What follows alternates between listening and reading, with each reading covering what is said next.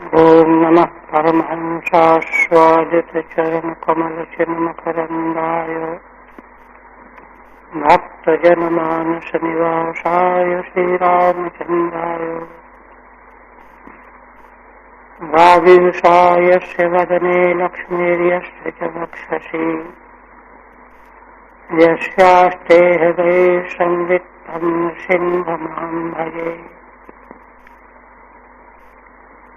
विश्वसर्गविसर्गादि भवलक्षणलक्षितम् श्रीकृष्णाख्यं परं धाम जगद्धाम नमाम तत्।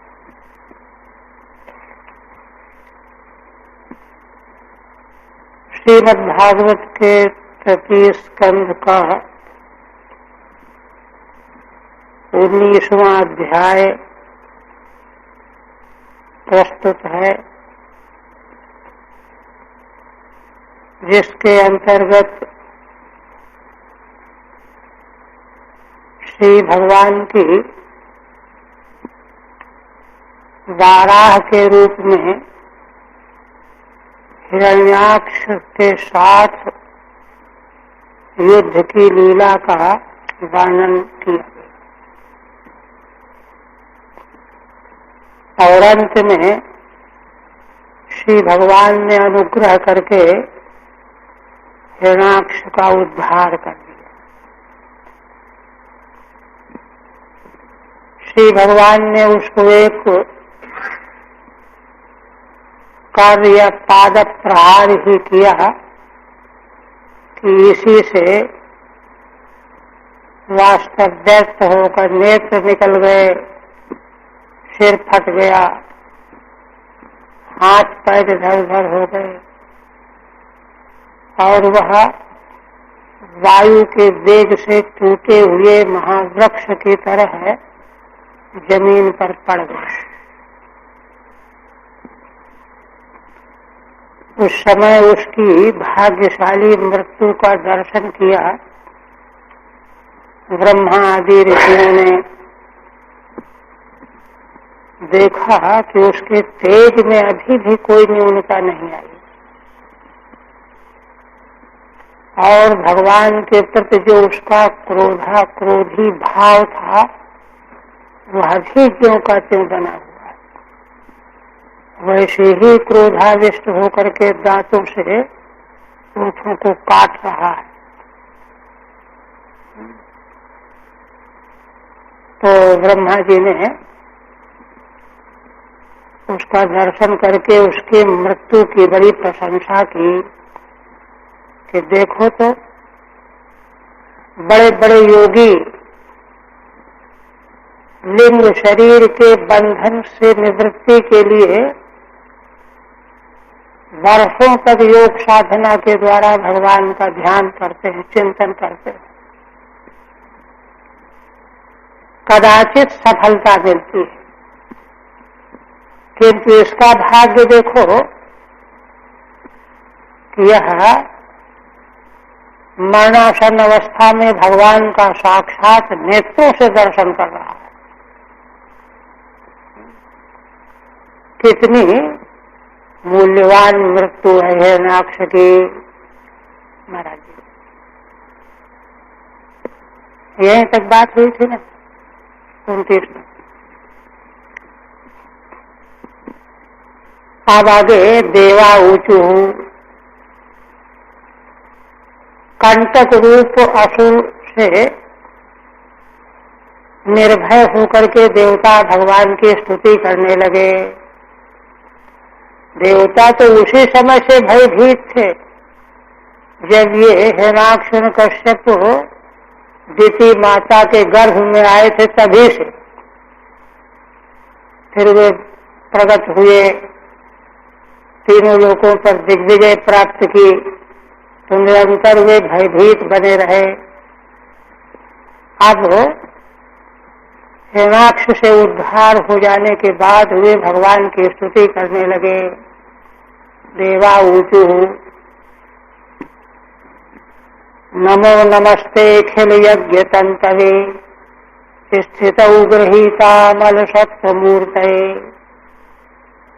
दृष्ट्या हतोऽयं जगतामरुन्तुदस् त्वत्पाद भक्त्या वयमीश निर्वृताः। देवगण कहते हैं कि हे भगवान, आप अखिल यज्ञों की तंतु, माने यज्ञों के विस्तार कारण है, आधार। आपको हम लोग नमस्कार करते हैं। स्थितौ गृहीता मल सत्वमूर्तये, आपके ही द्वारा प्रकट हुए विश्व ब्रह्मांड की स्थिति के लिए, स्थापना के लिए आपने निर्मल सत्य मूर्ति ग्रहण कर लिया है। दृष्ट्या हतोऽयं जगतामरुन्तुदः, यह हम लोगों के बड़े सौभाग्य की बात है कि यह हिरण्याक्ष जगतामरुन्तुदः सारे संसार को मार्मिक क्लेश देने वाला था, यह आपके द्वारा मारा गया। त्वत्पाद भक्त्या वयमीश निर्वृताः, हे भगवान, हम लोग आपके चरणों की भक्ति के प्रभाव से निर्वृत हो गए, शांत हो गए, निष्कंटक हो गए। ठीक है। अखिल यज्ञानाम तंतवे, श्री भगवान का विग्रह यज्ञ स्वरूप है, और भगवान विष्णु तो यज्ञ रूप है ही,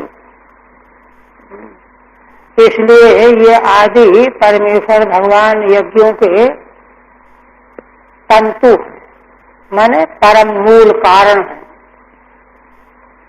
विस्ताराय कारणाय दिवा, तंतु से वस्त्र बन जाता है, विस्तार बन जाता है, अथवा तंतु कारण होकर के वस्त्र को उत्पन्न करता है। अरुण तो जो मर्म भेद का, यह असुर अरुणतुद था, मर्म भेदन करने वाला था, माने प्राण तो लेता ही था, दुख भी देता था। मैत्रेय जी ने देवताओं की स्तुति का संक्षेप में वर्णन करके अब आगे प्रसंग को बढ़ा रहे हैं। एवं हिरण्याक्षमसह्य विक्रमं ससादयित्वा हरिराधिशूकरः जगामलोकं स्वमखण्डितोत्सवं समीदितः पुष्करविष्टरादिभिः। श्री मैत्रेय जी कहते हैं कि विदुर जी इस प्रकार से हिरण्याक्ष नामक दैत्य को, जिसका विक्रम बल बड़ा असह्य था, कोई उसके मुकाबले का नहीं था, किंतु आदि शूकर के रूप में प्रकट हुए भगवान श्री हरि ने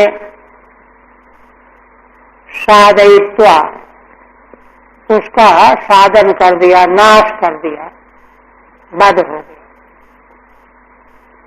और भगवान पृथ्वी का उद्धार करने के लिए और कंटक को नष्ट करने के लिए ही तो प्रकट हुए थे, दोनों काम हो गए।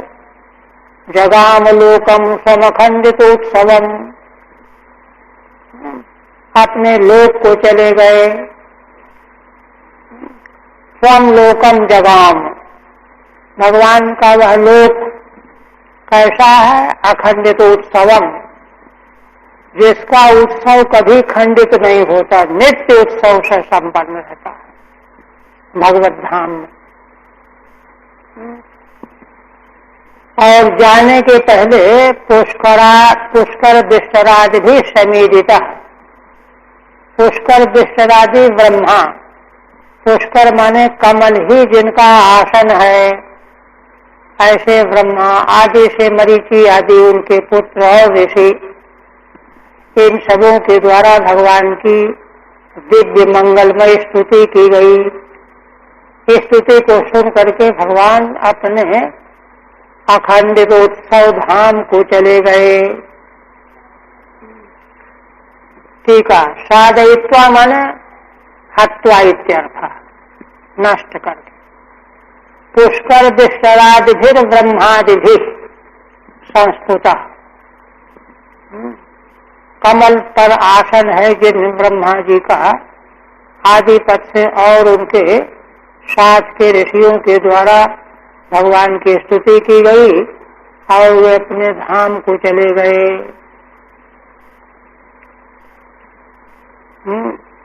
अब उपसंहार करते मैत्रेय जी, क्योंकि यह कथा विदुर जी के द्वारा पूछे जाने पर उठाई गई थी, तो उपसंहार कर रहे हैं।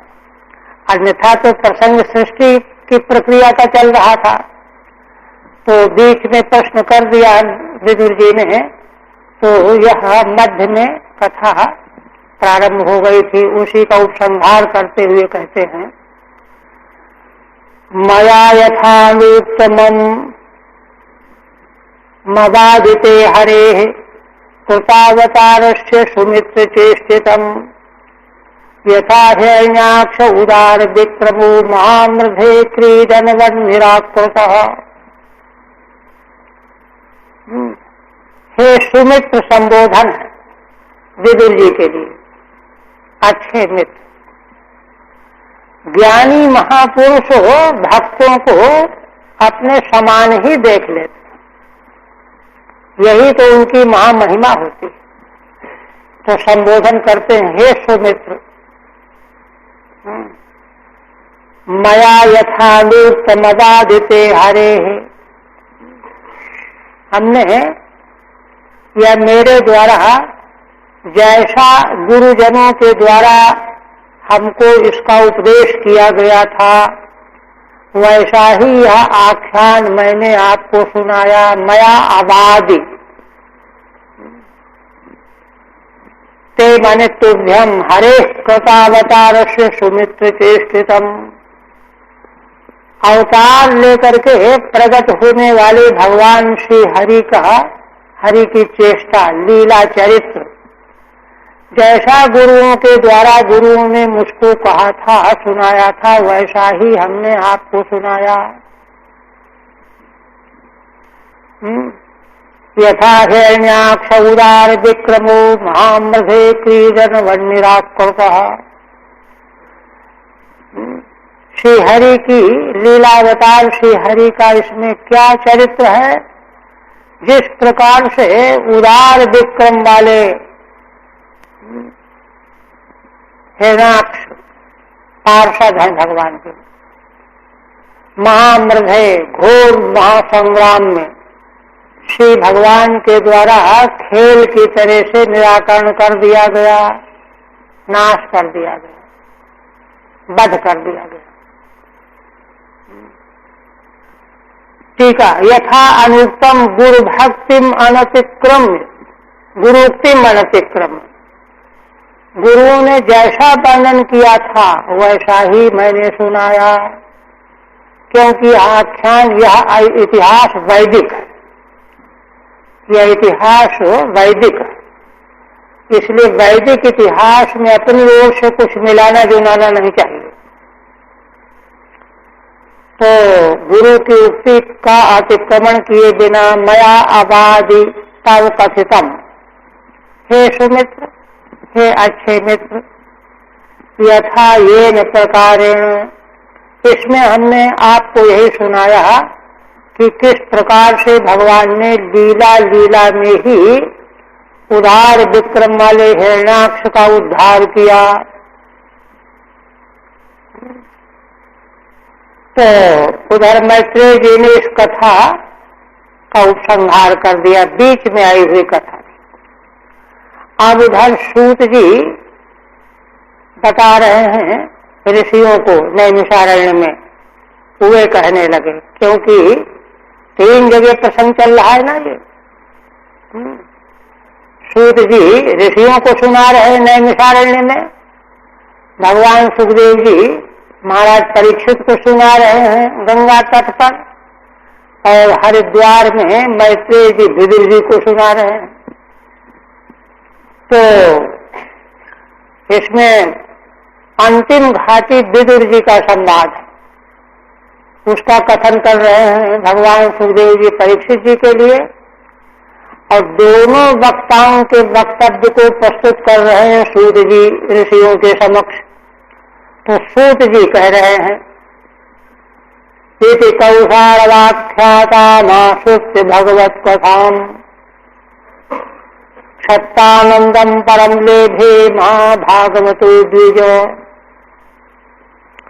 सूत जी नैमिषारण्य में कहने लगे कि हे शौनक जी, दिव्य संबोधन है शौनक जी के लिए, है ना। इस प्रकार से मैत्रेय जी ने भगवान की मंगलमयी कथा सुनाई, किनको? विदुर जी को।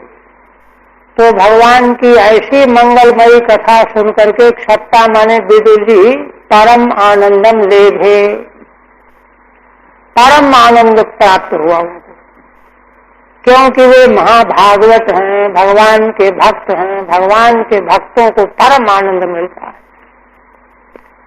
वे तो रात दिन भगवान के लीला के सुनने के ही भूखे रहते हैं। ऐसी मंगलमयी लीला सुन करके परम आनंद का अनुभव करने लगे। और सूत जी अपनी ओर से कहते हैं, अन्येषां पुण्य श्लोकानाम उद्गाम यशसाम सताम उपश्रुत्य भवेन्मोदः श्रीवत्सांकस्य किं पुनः। अरे ऋषियों देखो, जो दूसरे पुण्य श्लोक महापुरुष हैं, जिनका यश सारे संसार में दिव्य रूप में फैला हुआ है, सत्पुरुष है। अन्य शाम सताम पुण्य श्लोका नाम उद्दाम यशम, 4 विशेषण। सत्पुरुष हैं, पुण्य श्लोक हैं, उद्दाम यश वाले हैं। उनका भी चरित्र कोई सुनाता है तो श्रोता को बड़ा सुख मिलता है। उपश्रुत भवेन्मोदः, सुन करके बड़ा आनंद आता है। श्री वत्सांकस्य किं पुनः, फिर भला बताओ कि जिन भगवान के वक्षस्थल में श्री वत्स का चिन्ह है, उनका चरित्र सुन करके भला आनंद क्यों नहीं आएगा? कैमितिक न्याय से और अधिक आनंद आएगा। इसलिए यह कथा सुन करके विदुर जी को बड़ा सुख मिला। टीका 33 में, हे द्विज शौनक, द्विज संबोधन जो आया है वह शौनक जी के लिए। और 34 में भी टीका ने, कथा उपश्रुत्य, भगवान की लीला कथा को सुन करके तो और भी आनंद बढ़ जाता है। जब वो सत्पुरुषों का चरित्र सुन करके सभी को आनंद मिलता है, तो भगवान का चरित्र सुन करके भला आनंद क्यों नहीं मिलेगा? आप भगवान की महिमा बताने लगे। सूत जी भगवान की महिमा कथन करते करते उनकी लीला चरित्र के श्रवण का आनंद का वर्णन करते करते भगवान के प्रति एक भाव आ गया। क्या आ गया?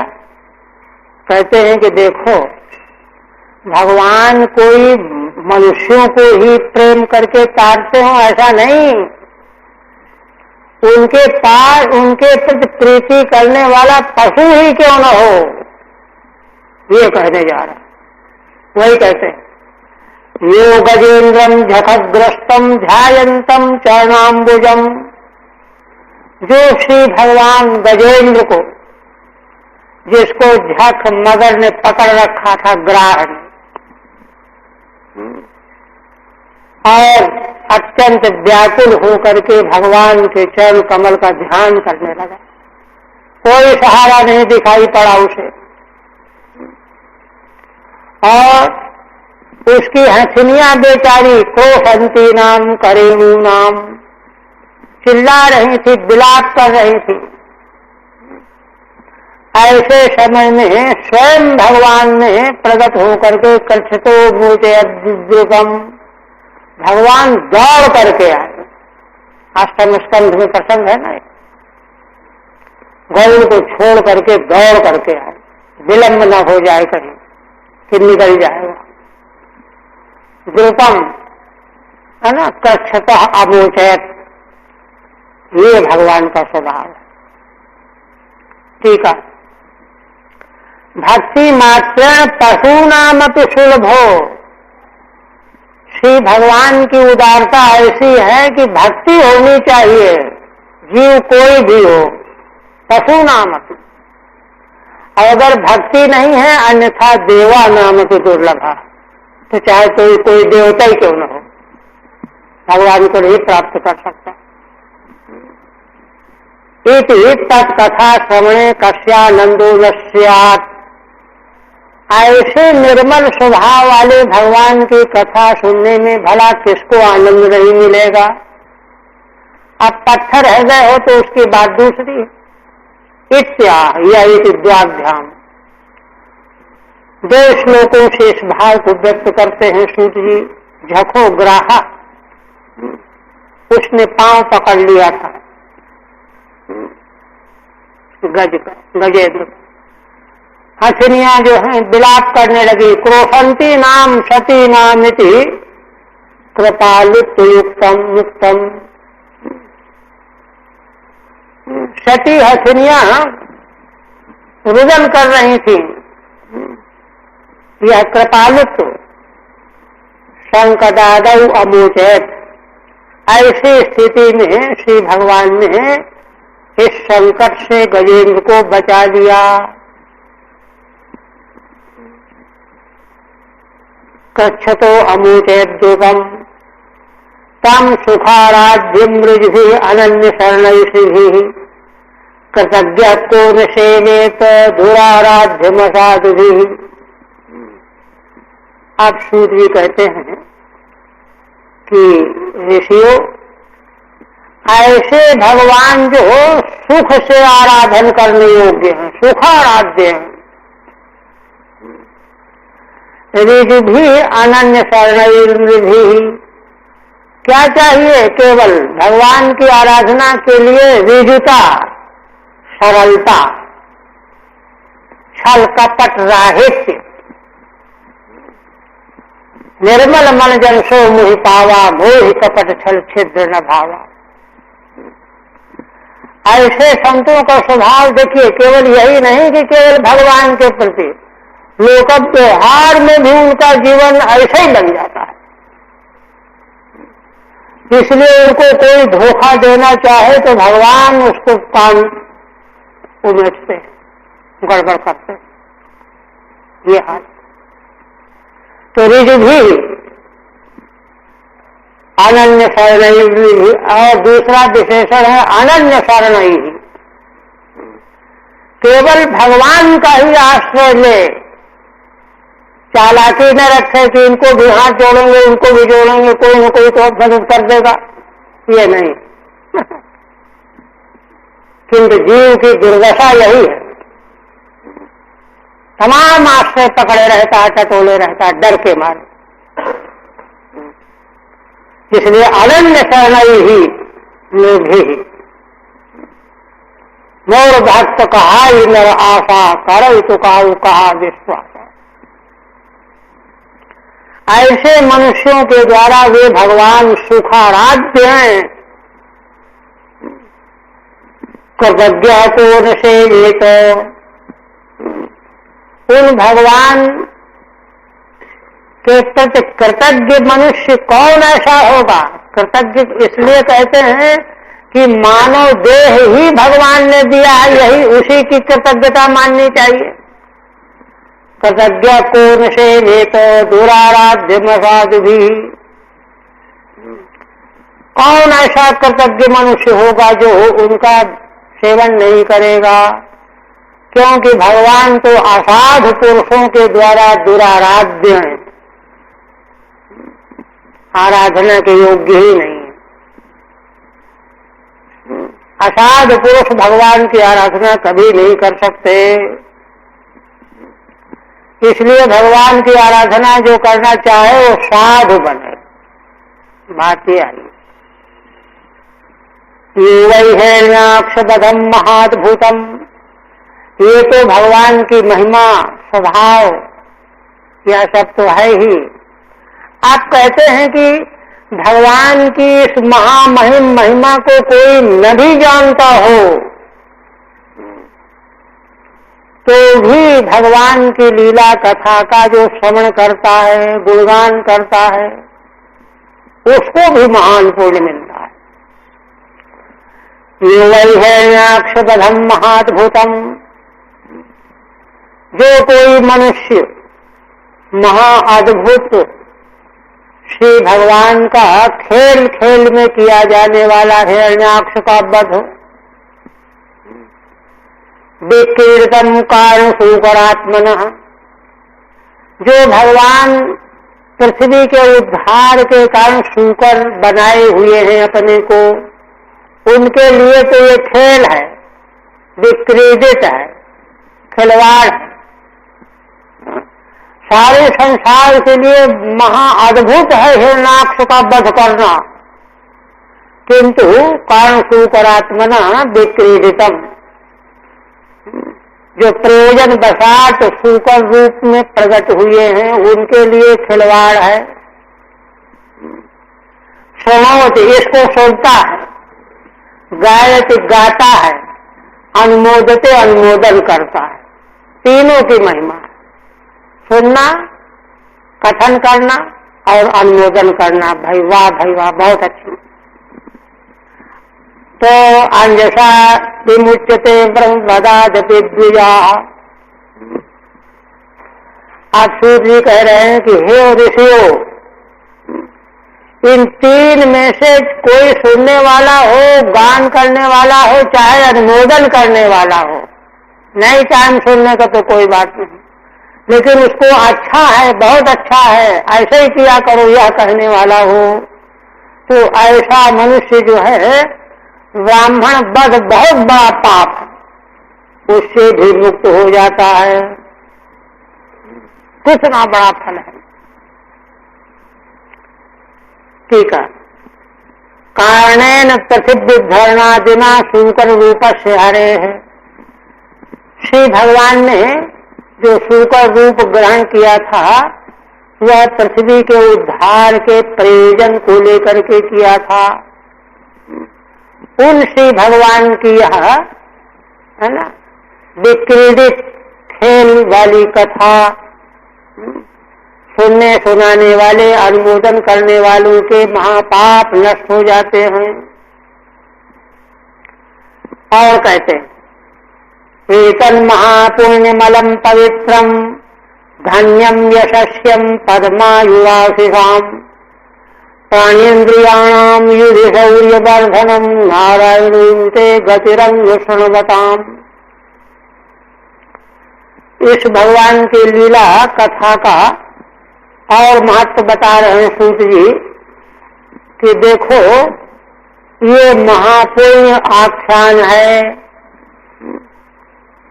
और यही सब प्रकार से शुद्ध करने के लिए पर्याप्त है, आलम है, और फिर कोई पुण्य की ओर जाने की जरूरत नहीं है। हाँ, पवित्र करने वाला यही पर्याप्त है, पवित्रता के लिए और कुछ ढूंढने की जरूरत नहीं है। धन्यम यशस्यम, यश देने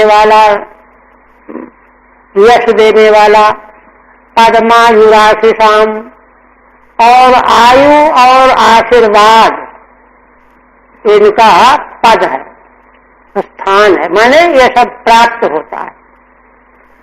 प्राणेन्द्रियाणाम युधि शौर्यवर्धनम, और क्षत्रियों के लिए, वीरों के लिए युद्ध भूमि में प्राण और इंद्रियों के शौर्य को बढ़ाने वाला आख्यान है यह। इतने फल तो रहते रहते मिलने वाले हैं। और अंते नारायणोंते गतिरंग शृण्वताम, जो भगवान की लीला कथा का श्रवण करने वाले हैं उनको अंतिम में नारायण भगवान की गति प्राप्त हो जाती है, माने भगवान लोक की प्राप्ति हो जाती है, भगवान की प्राप्ति हो जाती है। ठीक है। एतद् हरे विक्रीडितम, भगवान की यह क्रीड़ा लीला शृण्वताम, इसको जो प्रेम से सुनते हैं उनको अंत में श्री नारायण गतिर्भवति, श्री नारायण रूप में गति हो जाती है, माने भगवत प्राप्ति हो जाती है। यह आख्यान महापुण्यम स्वर्गादि प्रवम, स्वर्गादि देने वाला, अलम पवित्रम अतिशय निशोधकम, अतिशय शुद्ध करने वाला है और कोई पवित्रता के लिए चेष्टा करने की आवश्यकता नहीं रहती। धन्यम धनावहम, धन आदि देने वाला, यशस्यम कीर्तिकरम, कीर्ति प्रदान करने वाला, आयुष्चाशिषाम च पदम, आयु और अनेकों आशीर्वादों का पद स्थान है। परित्राणम व प्राणानाम इंद्रियाणाम च पदम, है ना, पदम का अर्थ परित्राणम भी है, प्राणों का इंद्रियों का भी पद है। अंग ही विदुर, अंग विदुर जी के लिए संबोधन के लिए। हरि ओम तत्सत्। श्रीमद्भागवते महापुराणे तृतीय स्कंधे हिरण्याक्षवधो नाम एकोनविंशोऽध्यायः। अब 20वां अध्याय। 33 अध्याय के इस स्कंध में सर्ग पदार्थ का निरूपण किया जा रहा है। उपक्रम आदि में पहले 5 अध्याय खर्च हो गए, फिर मैत्रेय जी के साथ विदुर जी के सत्संग का प्रसंग लाते लाते कुछ अध्याय लगे। वो प्रश्न किया, प्रश्न में संदेह किया, उत्तर हुआ, और फिर उनके बहुत सारे प्रश्नों का उत्तर देने के लिए श्रीमद् भागवत की भगवान शंकरषण की परंपरा वाली भागवत सुनाने लगे मैत्रेय जी। और सुनाते हुए भगवान के नाभि कमल से ब्रह्मा का प्रकट होना, उनके द्वारा सृष्टि का उपक्रम बता रहे थे कि उसी प्रसंग में मनु जी के द्वारा जब प्रार्थना की गई, पृथ्वी का अभाव था, तो ब्रह्मा जी की चिंता से भगवान प्रकट हो गए और फिर ये कथा बीच में आई। अब आगे 21वें अध्याय से मनु शत्रुपा का प्राकट्य हो गया था, उनसे मानवीय सृष्टि का विस्तार से निरूपण प्रारंभ होगा। और मानवीय सृष्टि में सर्वोच्च जो जीवन दर्शन और अध्यात्म दर्शन, 21वें अध्याय से प्रारंभ करके 24 तक जीवन दर्शन, और उसके आगे भगवान कपिल देव जी के द्वारा माता देवहूति को अध्यात्म दर्शन, उच्चतम कोटि का ये प्रसंग 21वें अध्याय से आने वाला है। बीच में 20वें अध्याय में सृष्टि का जो उपक्रम कर दिया गया था, वह बीच के कथानक के आ जाने से रुक गया था, तो उसको पुनः उसको एक क्रमबद्ध करके निरूपण करने के लिए यह 20वां अध्याय। देखिए, कहते हैं देशे बड़ा जन्मादि व्यवधाना दथादिता सर्गो निस्मार्यते वक्तुम अन्वयम प्रस्तुतम मनो श्रीधर स्वामी कहते हैं कि इस आगे वाले 20वें अध्याय में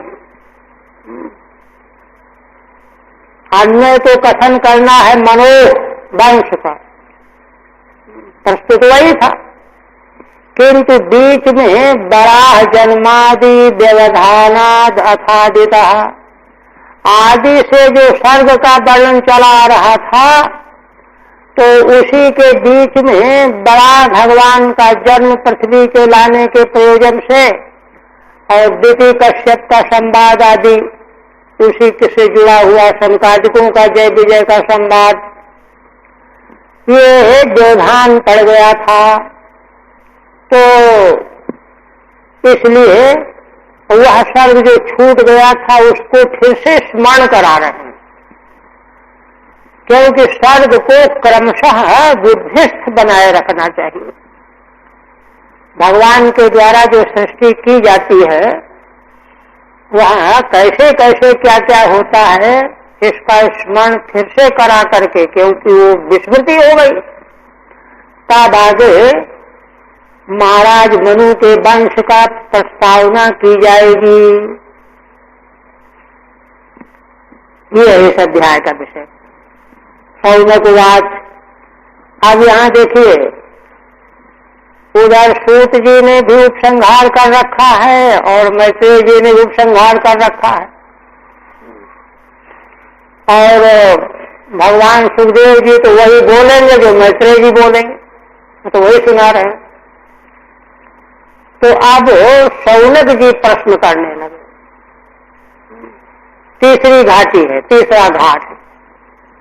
क्या कहते हैं? महीम प्रतिष्ठा मध्यस्यो सौते स्वयंभुवो मनु कान्यन्वतिष्ठ द्वाराणी मार्गाया जन्मनाम। सूत के पुत्र होने से सौती, सूतस्यापत्यम सौते तत्संबुद्धौ हे सौते, जैसे हे हरे,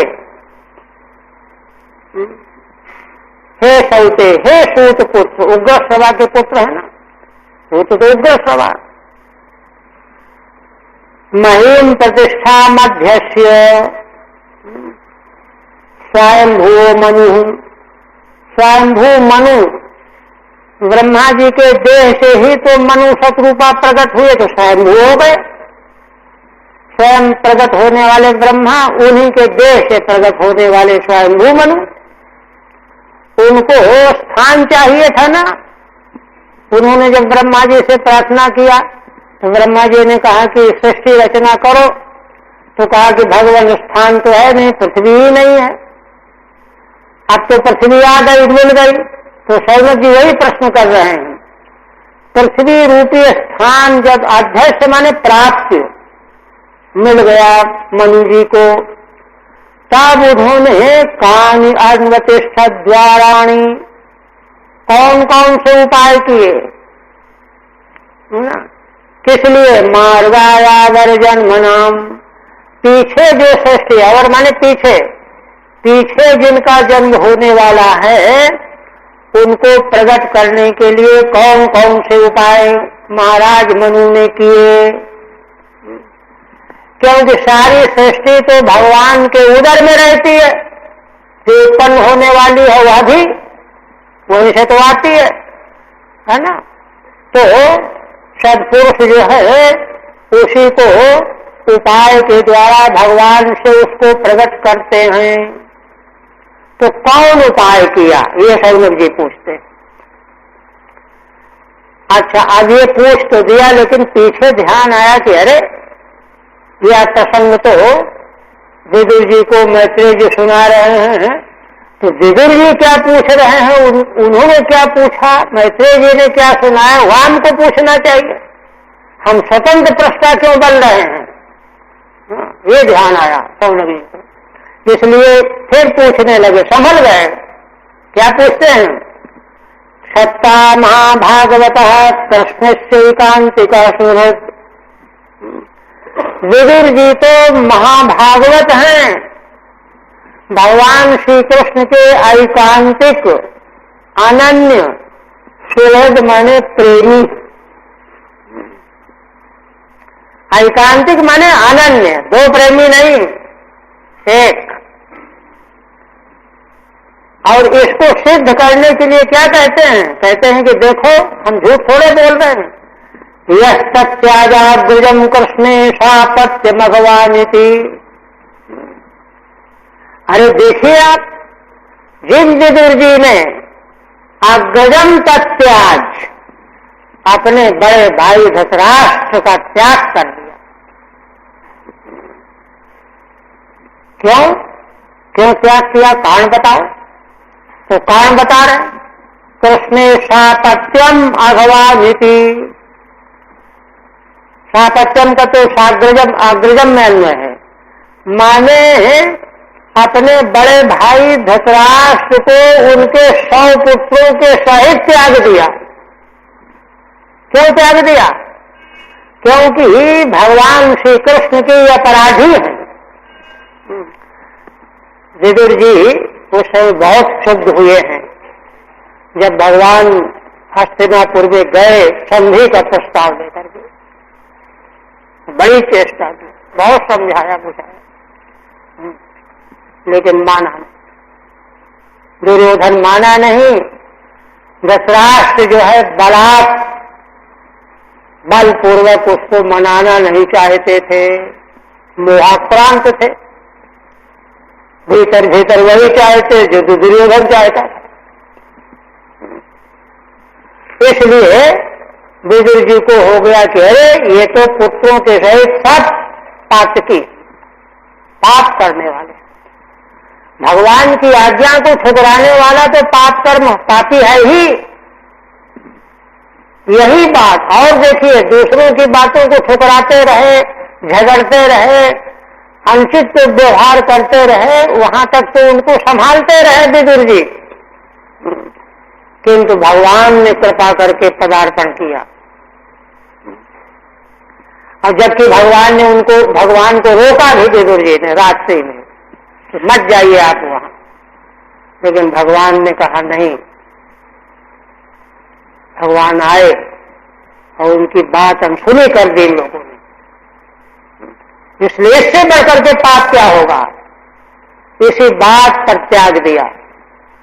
सातत्यम भगवानित कृत्वा का त्याग दिया। इतना जो है भगवान के प्रेमी भक्त थे ये। शौनक जी बड़े, देखिए श्रोता को कितना जो है सावधानी से सुनने वाला होना चाहिए एक एक बात। इसीलिए श्रीमद् भागवत को रस सिंधु है। इसके रस का पान करने के लिए कहा गया है। यही तो रस है, और क्या रस है? कि किस प्रकार से भगवान के प्रति आस्था, निष्ठा, प्रीति, प्रेम, सारा संसार एक और छूट जाए तो छूट जाए, भगवान के चरण छूटने वाले नहीं। ये जीवन का सार सर्वस्व है। तो वही सौनक जी कह रहे हैं, टीका छूट नहीं क्या? टीका पहले से प्रतिष्ठान स्थानम। सौनक जी पूछते हैं कि मनु जी महाराज को पृथ्वी रूप स्थान मिल गया। अध्यक्ष माने प्राप्त, सौते संबोधन है सूत जी के लिए। सूत से रोमहर्षण से पुत्र, रोमहर्षण नाम था सूत का, उनके पुत्र हैं इसलिए सौती। अवरम अर्वाचीनम जन्म येषाम, जिनका जन्म पीछे हुआ है। तेषाम ईश्वरे लीना नाम, वे प्रलय काल में तो भगवान में लीन थे। आप भगवान में जो लीन थे वे कैसे प्रकट हुए? सृष्टि में तो प्रकट होना पड़ेगा। तो लीना नाम मार्गाय निर्गमाय कान द्वाराणि कृतवान, कौन से मार्गों का सेवन किया? इसलिए देखिए यहाँ पर एक बात नोट करने की है हम सब लोगों के लिए कि हमारा जीवन ऐसा होना चाहिए कि हम जो कुछ प्रकट करें वह भगवान के भीतर जो लीन है उसको प्रकट करने वाला। और भगवान हमसे क्या चाहते हैं, क्या कराना चाहते हैं, उधर दृष्टि हो। यही बात आगे 21वें अध्याय से प्रारंभ होगी, जीवन दर्शन जिसको कहते हैं। अर्वाचीनान प्राणिना कई रूपाय सृष्टवा नित्यर्थः। माने मनु महाराज ने महारानी शतरूपा जी के साथ में किन उपायों के द्वारा पीछे जन्म लेने वाले प्राणियों को, मनुष्यों को उत्पन्न किया। विदुर मैत्रेय संवादे नैव एक जिज्ञास्यते। ये तो पहले शौनक जी ने अपने से पूछ लिया सूत जी से, पीछे उनको ध्यान आया कि अरे ये क्या किया हमने। विदुर मैत्रेय संवाद के द्वारा ही हमको सुनना चाहिए। एक क्रम चला रहा है। एक तमेव संवादम प्रस्तुमा, इसलिए इस प्रश्न का विस्तार न करके उनके संवाद को ही पूछने लगे। तो संवाद को पूछने लगे तो पहले विदुर जी का परिचय देने लगे। 27 पंजी 5 श्लोकों से श्री कृष्ण सुहृद हेतु विदुर जी भगवान के सुहृद थे, शोभन हृदय। दुर्योधनादि भी अपत्यय सहितम अग्रजम धतराष्ट्रम आघवान कृतापराधयति हेतोः। दुर्योधन आदि अपने पुत्रों के सहित बड़े भाई धतराष्ट्र को ये तो अपराधी हो गए हैं, इस हेतु से त्याग दिया। क्यों अपराधी हो गए? श्री कृष्णोक्तम मंत्रानादरात, भगवान श्री कृष्ण ने जो मंत्रणा दी है ना, संधि प्रस्ताव के माध्यम से उसका अनादर कर दिया धृतराष्ट्र दुर्योधन, इसलिए पापी हो गए। ये यही समझ करके त्याग दिया। कोना कहते हैं द्वैपायनादनवरो महित्वे तस्य देहजः। ये विदुर जी द्वैपायन भगवान व्यास से अवर नहीं है, अनवर, बिल्कुल वैसे ही है। क्यों? तस्य देहजः, क्योंकि उन्हीं के देह से इनका प्राकट्य हुआ है। औरस पुत्र है। सर्वात्मना सिद्धः कृष्णम तत्परांश्चात्यनुव्रतः। यही कारण है कि विदुर जी है ना सब प्रकार से भगवान का आश्रय लिए हुए हैं। एक और तत्परांश्चात्यनुव्रतः, केवल भगवान का ही आश्रय नहीं, भगवद आश्रित जो संत जन हैं उनका भी आश्रय लिए हुए हैं, अनुयायी बने हुए हैं। ये दोनों चीजें चाहिए। ठीक है। अनवरो अन्यूनः, भगवान व्यास से ये कुछ अन्यून ही है, न्यून नहीं है। महित्वे माने महिमा में। इसीलिए धृतराष्ट्र जी बड़े गंभीर होकर के इनकी नीति की बातें सुना करते थे। तो उनका उल्लेख करके शौनक जी उन्होंने क्या पूछा मैत्रेय जी से, यह प्रश्न करने चल रहे हैं कि मन्य प्रच्छन मैत्रेयम दिव्यास्तीर्थ सेवया। एक बात और कह रहे हैं उनके बारे में कि अपने परिवार के बड़े भाई को छोड़ करके उसके बाद लगातार तीर्थ सेवन में लग गए और तीर्थ सेवा करते करते बिल्कुल निर्मल हो गए, विरज हो गए। अब उनकी वाणी से, उनके हृदय से जो प्रश्न निकलेगा वह तो बहुत ही पवित्र प्रश्न होगा। इसलिए उन्होंने मैत्रेय जी से फिर क्या पूछा, उपगम्य कुशावर तो आसीनम तत्वित्तमम। क्योंकि तीर्थ का सेवन करते करते पवित्र होने के बाद ही तो कुशावर्त माने हरिद्वार में उनका सत्संग लाभ प्राप्त करने के लिए तत्व ज्ञानियों में श्रेष्ठ मैत्रेय जी के पास आए हुए थे। वे बैठे थे शांत, किसी कर्म में व्यग्र नहीं थे। उसी समय उन्होंने प्रश्न किया था, तो प्रश्नोत्तर उनका चल ही रहा है। तो जहां तक प्रश्नोत्तर हो चुका उसके बाद उन्होंने फिर और क्या पूछा ये कहना। कुशावर्त गंगा द्वारे हरिद्वार। आप कहते हैं कि कोई कहे कि अरे कुछ पूछा होगा, तुम चक्कर में क्यों पड़ते हो? तो कहते हैं नहीं, तयो संबद्धतो सूतो प्रवक्ता ह्यमला कथा है। ऐसा नहीं सोचना चाहिए।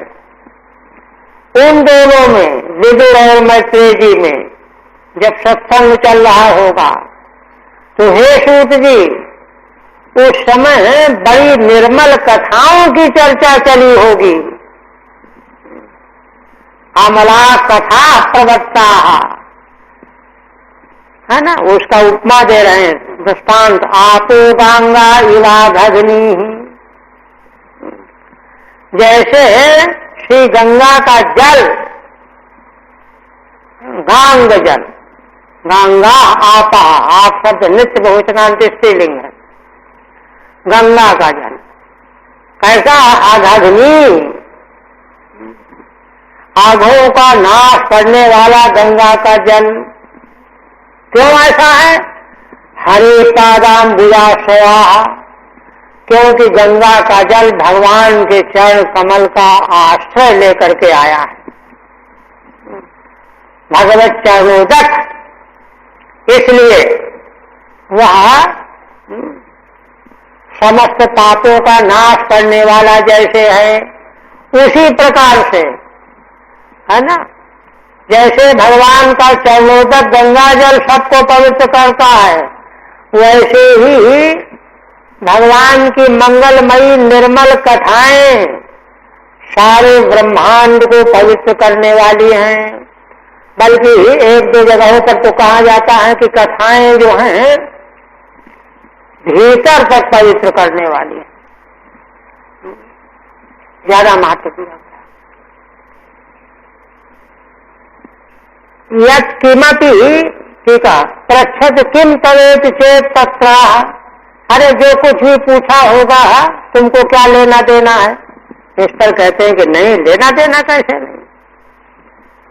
उन दोनों में मैत्रेय विदुर जी ने आघाग्न्या न्यूनम कथा प्रवक्ता, पापों का नाश करने वाली कथाएं जरूर चली होंगी भगवान की। जैसे भगवान के चरणोदक रूप जल पवित्र करने वाला है, ऐसी भगवान की कथाएं हैं, वे कथाएं जरूर चली होंगी। तान कीर्तय भद्रंते कीर्तन्योदार कर्मण, रसज्ञा को नुत्रत्ते तो हरिलीलामृतम पिबन। कहते हैं कि हे सूत जी, आप हमको विदुर मैत्रेय संवाद के माध्यम से उन्हीं भगवान की मंगलमयी लीला कथाओं को सुनाइए, है ना। कौन सी? कीर्तन्योदार कर्मण, उदार कर्म है जिनके, कौन? भगवान श्री हरि, उनकी लीला कथाएं कीर्तनीय हैं, उनको सुनाइए, आपका कल्याण हो, आशीर्वाद भी दे रहे हैं। भद्रम ते, क्यों? रसज्ञ को रुत्रत्ते तो हरि लीलामृतम पिबन, क्योंकि भगवान की कथा के रस को जो जानने वाला है, ऐसा कौन मनुष्य है जो तृप्त हो जाएगा? श्री हरि की लीला का अमृत पी करके, है ना, कोई भी मनुष्य कभी तृप्त नहीं हो सकता। इसलिए आप कृपा करके उन्हीं भगवत लीला चरित्रों को सुनाइए। ठीक है, कीर्तन्यानि कीर्तनार्हाणि, कीर्तन्यानि माने कीर्तन करने योग्य, उदाहरणानि कर्माणि यस्य हरेः, जिन श्री हरि के कर्म कैसे हैं, कीर्तन करने योग्य और अत्युदार कर्म। एवं उग्रस्वरा पृष्ठः ऋषिभिर्नैविषायनैः भगवत्यर्पिताध्यात्मस्थानासूयतामिति। इस तरह से देखिए, ऋषिभिर्नैविषायनैः, नैमिष ही जिनका घर बना हुआ है, माने घर, उन ऋषियों के द्वारा इस तरह की बात जब उग्रस्वरा से पूछी गई तो भगवत्यर्पिताध्यात्म तानासूयतामिति।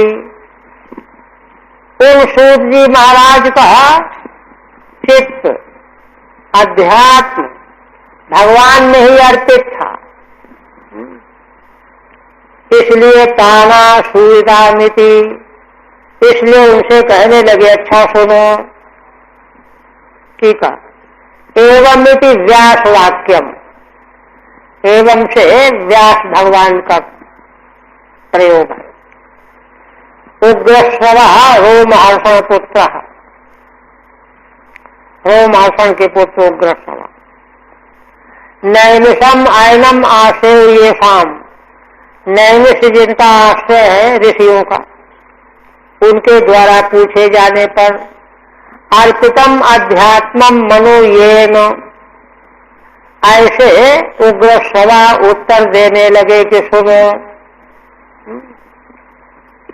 उन्होंने अपना मन भगवान में अर्पित कर रखा था सूत जी ने।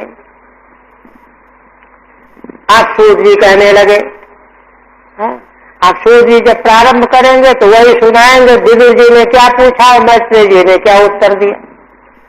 तो कहते हैं, हरेर्धत क्रोध तनो स्वमाया निशम्य गोरुद्धारणम रसातलात् लीलां हिरण्याक्षमवज्ञया हतं संजात हर्षो मुनिमाह भारतः।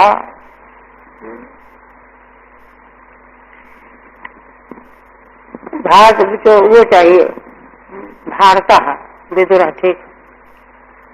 हरेर्धत क्रोध तनो, जिन्होंने लीला से 12 विग्रह धारण कर रखा है, ऐसे भगवान श्री हरि सामानाधिकरण है दोनों, है ना। 12 का शरीर धारण करने वाले श्री हरि ही है, अभेद है। उन्होंने, और यह शरीर उन्होंने माया से धारण कर रखा है। उन भगवान का अपनी माया के द्वारा शरीर धारण करके गोह रसातलात् उद्धारणम निशम्य, गौ देवी को, गो माता को माने पृथ्वी देवी को रसातल से उद्धार किया गया, सुना विदुर जी ने।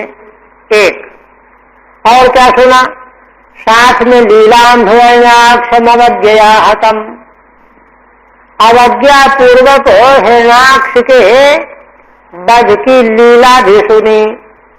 संजात हर्षो मुनिमाह भारतः,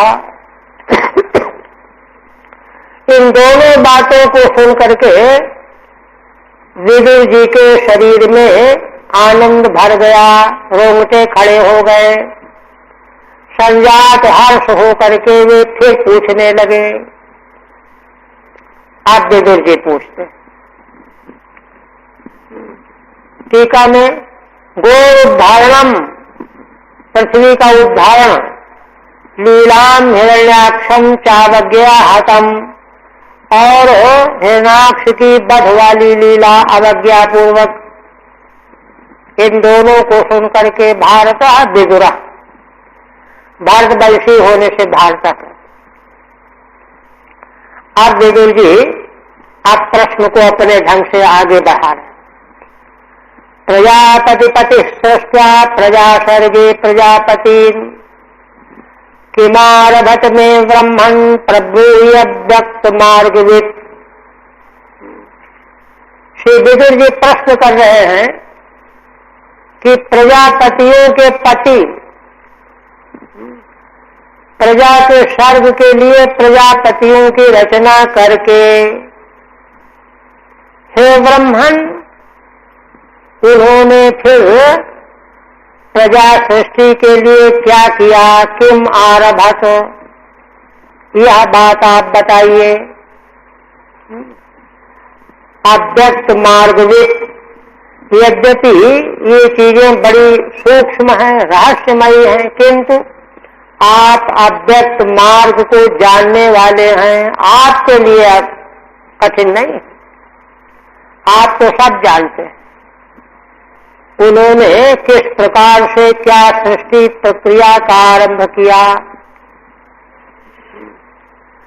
यस्मात्, ठीक है, यस्मात् तुम अव्यक्त मार्गवित्, क्योंकि तुम अव्यक्त मार्ग को जानने वाले हो, है ना।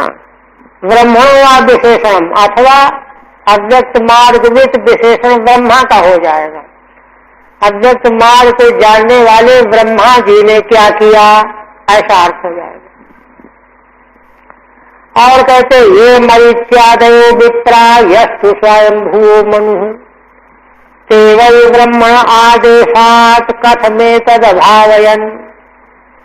जो मरीचि आदि पुत्र ब्रह्मा जी से प्रकट हुए थे, ब्राह्मण, और साक्षात उनके शरीर से मनु शतरूपा स्वयंभू मनु, इन सबों ने ब्रह्मा जी की आज्ञा पा करके कथम एतत् अभावयन, इस संसार को, सृष्टि को कैसे उत्पन्न किया, बढ़ाया। एतत् जगत, ठीक है, अभावयन उत्पादया मासुहु, मरीचि आदिकों ने और मनु जी ने। और जिज्ञासा कर रहे हैं, सद्वितीया किमस्रजन स्वतंत्रा उत कर्मसु।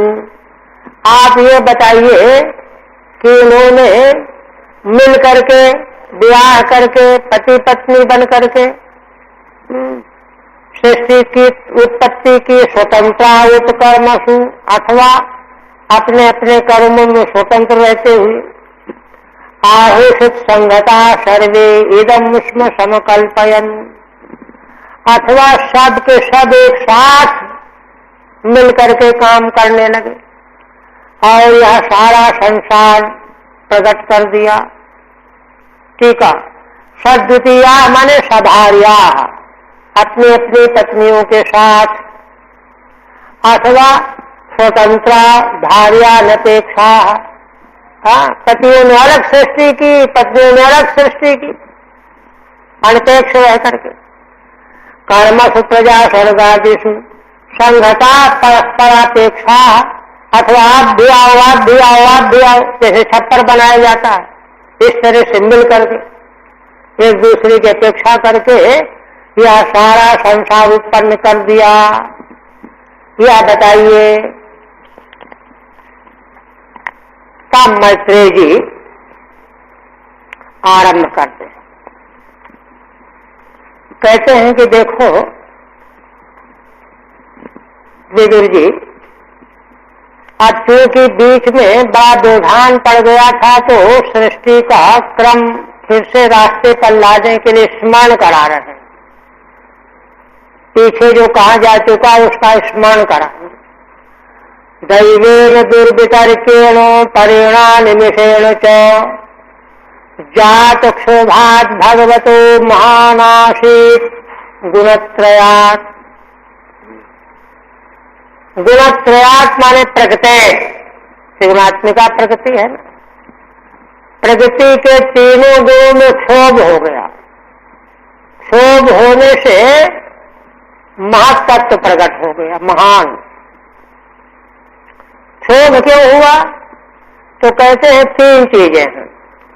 दैवेन दुर्वितर्केण, एक तो आदर्श दैव, जीवों को जिनको उत्पन्न होना है उनका आदर्श प्रबल होता है, आदर्श बनता है पिछले कर्मों से।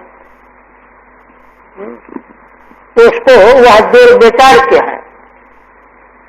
अपरेण अनिमिषेण च, और परात्पर परमात्मा, और अनिमिषेण माने काल, काल की पलक नहीं गिरती, तीन हो गए। परात्पर परमात्मा भगवान, भगवान की काल शक्ति, और दुर्वितर्क दैव अदृष्ट, प्राणियों का अदृष्ट। इन तीनों के प्रभाव से क्या हुआ, प्रकृति के गुणों में क्षोभ हो गया। जात क्षोभात भगवतो, है ना, अर्थात भगवान के द्वारा चिदाभास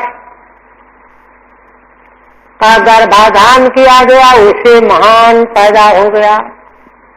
ठीक है। ब्रह्मा किम आरभते प्रश्नस्य, ब्रह्मा ने कैसे सृष्टि का आरंभ किया, यह प्रश्न विदुर जी ने किया। तो कहते हैं कि यक्षादीन श्रेष्ठवान उत्तरम वक्तुम, यक्षों को, राक्षसों को उत्पन्न किया, यह उत्तर देना चाहिए, आगे उत्तर देंगे भी।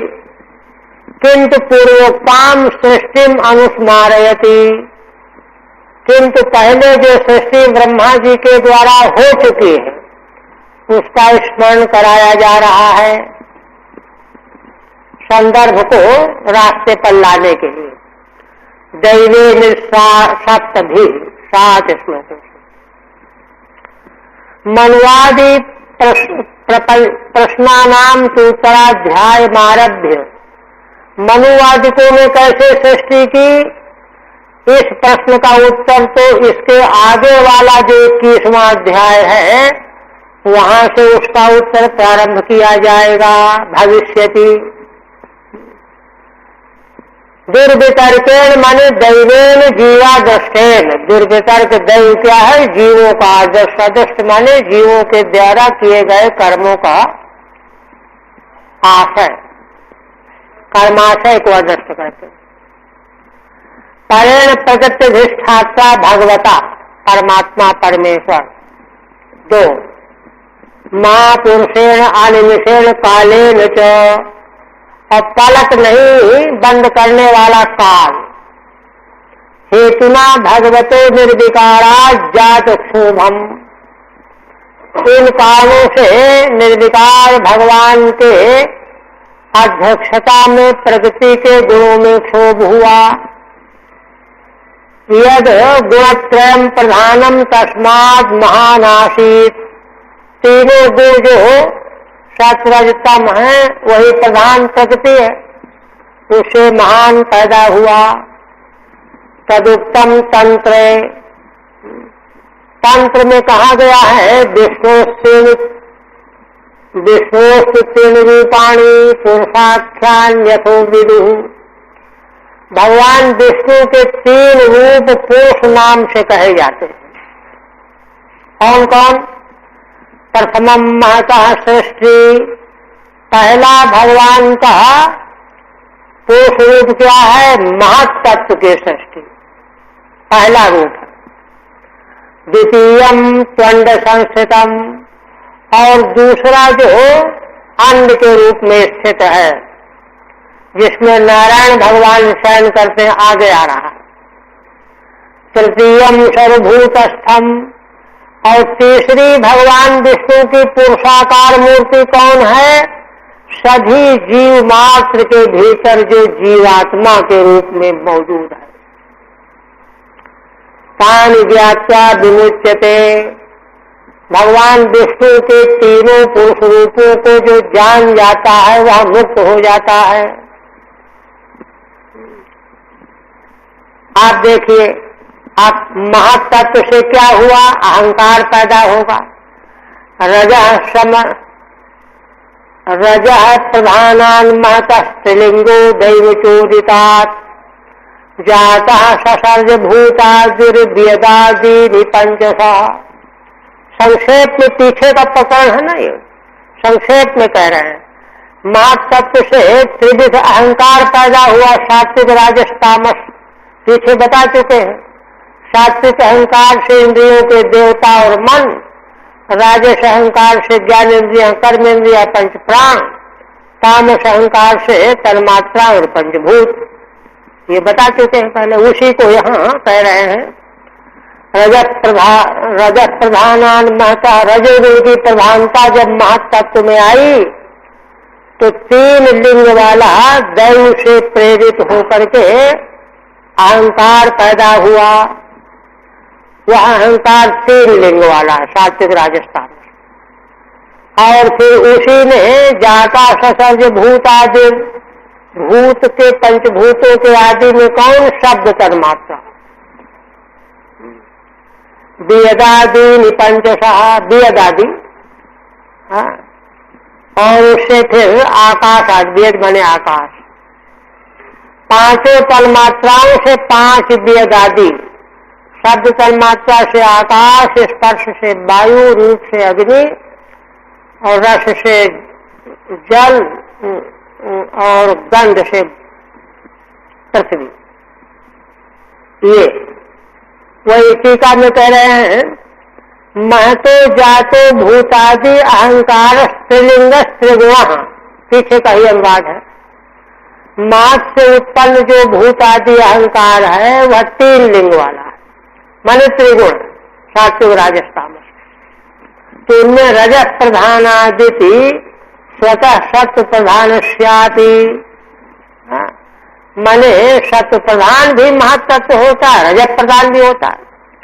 महत्व अहंकार उत्पत्ति काले, है ना, महत से जब सात्विक अहंकार की उत्पत्ति होगी तो सत्व की प्रधानता रहेगी महत्व में। जब रजोगुण की प्रधानता रहेगी तो राजस अहंकार उत्पन्न होगा। तीनों को ऐसे समझना चाहिए। कार्यानुरूपम रजत प्रधानत्वम भवतीति भावः, जैसा कार्य वैसी प्रधानता, गुण की प्रधानता कार्य के अनुसार। पंचशः तन्मात्राणि महाभूतानि ज्ञानेन्द्रियाणि, 5 का विभाग बता रहे हैं। 5 तन्मात्राएं, 5 महाभूत, 5 ज्ञानेन्द्रियाणि, 5 कर्मेन्द्रियाणि और तत्त देवताश्च, और इन सबों के देवता, है ना। पंच ससर्जेत्यर्थ, 5 प्राण भी ये उत्पन्न किए। फिर तानि चैकैकशः सृष्टुम् असमर्थानि भौतिकम् संहत्य दैवयोगेन हैममन्नमवासृजन्। ये सब उत्पन्न होकर के सब पीछे का ही प्रसंग है कि अकेले अकेले ये ब्रह्मांड नहीं बना पाए, असमर्थ रहे। फिर भगवान की स्तुति की इन लोगों ने, देवताओं ने। तब भगवान ने अपनी शक्ति का आधान किया। वही कहते संहत्य दैवयोगेन हैममन्नमवासृजन्। जब भगवान की शक्ति इनको मिल गई तो सब मिल करके स्वर्ण अंड की रचना किया, ब्रह्मांड की रचना किया। ठीक है, भौतिकम हैमम अंडम एकैकशः प्रत्येकम सृष्टुम असमर्थान, है ना। स्वर्ण में भौतिक अंड एक एक तत्व नहीं बना पाया, असमर्थ रहा। सच संहत्य शस्त्रजुहु, पीछे आ चुका है ना कि उन्होंने भगवान की स्तुति की, भगवान ने उनको मिला दिया, तब उन्होंने ब्रह्मांड को बनाया। सो अशइष्टाभ्यसरणे आंडकोशो निरात्मकः, वह जो हैम अंड बना वह प्रलयाब्धि के जल में पड़ा रहा, निरात्मक, उसमें चेतना नहीं थी, बेहोश पड़ा रहा। तब तक साग्रम वै वर्षाहस्रम आज्ञवासीत तमीश्वरः, 1000 वर्षों तक प्रलय के समुद्र में वह अंड पड़ा रहा। तब उसमें ईश्वर ने प्रवेश किया, तब चेतना आई। ठीक, आवासीत अधिष्ठितवान, ईश्वर चेतन परमात्मा उसमें प्रविष्ट हो गए। तो वे जो भगवान प्रविष्ट हुए वही नारायण भगवान है। तस्य नाधेरभूत पद्मम शास्त्रार्थो रुदिधीति सर्वजीव निकायों को यत्र स्वयं भूत स्वराट, है ना। उन्हीं भगवान नारायण के नाभि से कमल पैदा हो गया, जो हजारों सूर्य के तेज के समान तेज वाला है। एक और क्या है वह पद्म? सर्वजीव निकाय कहा, समग्र जीवों के निकाय का खजाना है वो आश्रय। यत्र स्वयं भूत स्वराट, उसी पद्म के ऊपर स्वराट ब्रह्मा प्रकट हो गए। ठीक है। शास्त्रार्काणाम इव उरुदीधितिर्यस्ता, हजारों सूर्यों के समान जिसका तेज है पद्म का, ऐसा कमल प्रकट हुआ। और जो सर्व जीव निकाया नामों का स्थानम, सभी जीव निकायों का समुदाय का स्थान है, निवास स्थान पद्म। उसी पर स्वराट ब्रह्मा प्रकट हुए। सूर्यविष्णु भगवता यह शेते सलिलाशय लोक संस्थाम यथा पूर्वम निर्ममे संस्थया स्वया। वे भगवान उसमें प्रविष्ट हो गए। और कौन भगवान? जो सलिलाशय में जो सो रहे थे नारायण भगवान, वो ब्रह्मा जी में प्रवेश हो गए। और तब उन्होंने लोक संस्थान यथा पूर्वम, यथा पूर्व कल्पित है ना, पूर्व सृष्टि के अनुसार लोक संस्था की रचना करने लगे। स्वया संस्थया, जो सारा लोक उन्हीं के भीतर स्थित था, उसी को वे प्रकट करने लगे। ठीक है। यह सलिलाशय गर्भोदक श्यांत शेते, सलिलाशय में गर्भोदक के भीतर जो शेते शयन करते हैं, तेन भगवता अनुविष्टो अधिष्ठिता सन, यही भगवान नारायण ब्रह्मा जी के भीतर प्रविष्ट हुए। सा स्वराट, तब वे ब्रह्मा स्वराट होकर के स्वया संस्थया नाम रूपादिक क्रमेणो, अपने भीतर विद्यमान नाम रूप आदि सृष्टि को प्रकट करने लगे। ससर्ग छाया विद्याम पंच परमाणमग्रतः तामिश्रम तामिश्रम तमो मोहो महातमा, सब पीछे का वर्णन नहीं है। पहले उन्होंने अपनी छाया से ब्रह्मा जी ने 5 पर वाली अविद्या उत्पन्न की। ये सबसे पहला काम है।